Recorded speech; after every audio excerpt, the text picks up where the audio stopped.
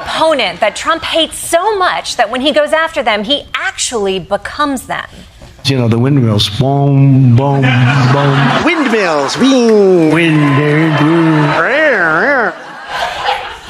lines made in China are going to be the destruction and almost a total destruction of your tourism industry. He did want me to come to Scotland. He did want me to spend, as I said, tens of millions of pounds. He wanted to put up wind.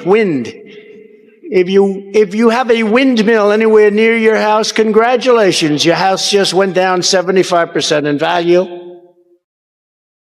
And they say the noise causes cancer. You told me that. Is that the more windmills a country has, the more money that country loses and the worse that country is doing. China makes almost all of the windmills.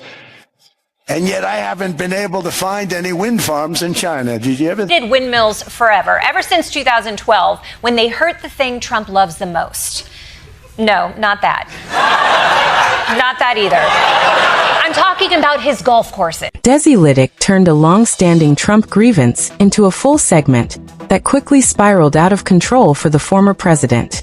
The way she framed his list of enemies set up a larger point about self-contradiction that many viewers had noticed, but rarely seen laid out so clearly.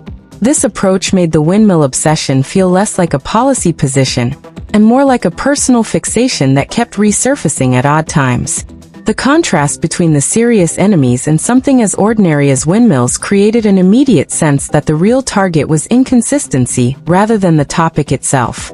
People started connecting this to other areas where Trump's strong position seemed to shift depending on the audience or the moment. The choice to begin with the enemy list gave the segment a structured feel that made the later windmill focus feel like a natural progression rather than a random joke.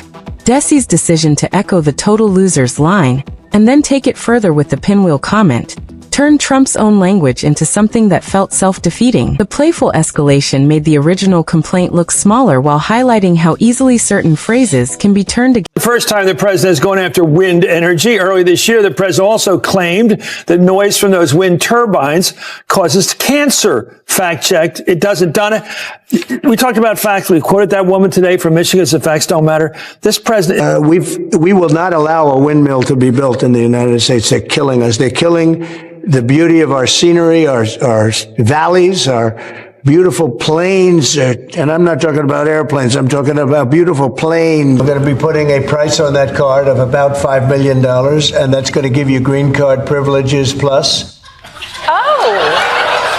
Green card privileges plus. See, I was still getting America with ads. Quick question. Against their speaker. This technique has worked well in previous segments because it doesn't invent new material, but simply follows the logic Trump himself started. The audience reaction suggested many people were seeing the pattern more clearly once it was presented this way. Several media analysts noted that this kind of mirroring has become one of Desi's most effective tools, because it forces the viewer to hear the original statement with fresh ears. The pinwheel line added a layer of whimsy that made the serious complaint feel even more out of place in the context of national energy policy. Bringing up Scotland's bagpipe tradition created a cultural contrast that made the noise complaint feel even less convincing to international observers. This detail reminded people that Trump's arguments often ignore local context in favor of a broader personal impression. The way Desi connected the dots between the visual complaint and the cultural reality added a layer that made the position harder to defend without looking out of touch. Several foreign policy watchers later noted that moments like this contribute to a larger perception problem overseas.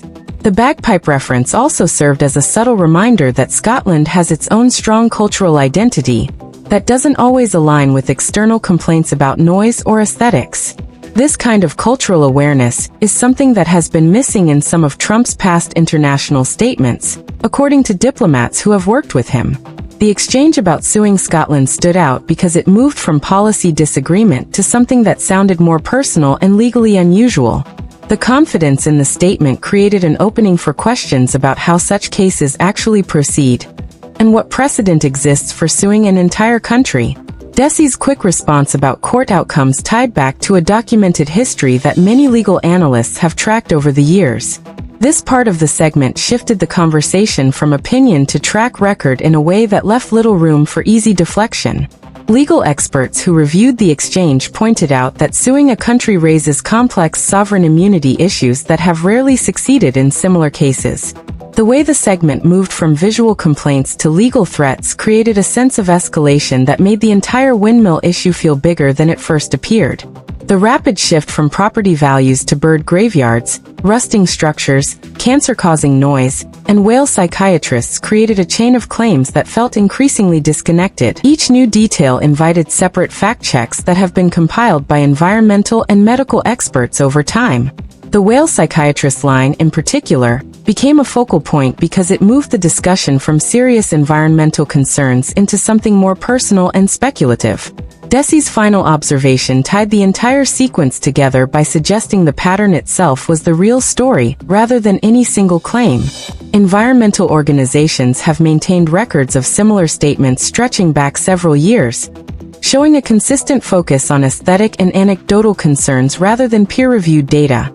The accumulation of these points left viewers with a clearer picture of how one topic can expand into multiple contradictory positions when examined closely.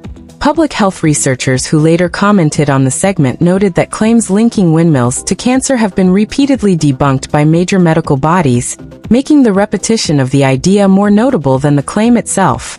Trump's visible frustration afterward confirmed that the full weight of the segment had hit exactly where it was intended. His team has historically tried to downplay these kinds of comedy segments, but the way Desi structured the material made it harder to dismiss as simple entertainment. The segment's length and methodical build-up turned what could have been a quick joke into a more comprehensive examination of a single issue that has followed Trump for years. Media monitoring services reported a significant spike in searches for windmill-related statements after the segment aired, showing how effectively it drove public curiosity. The contrast between Trump's strong language and the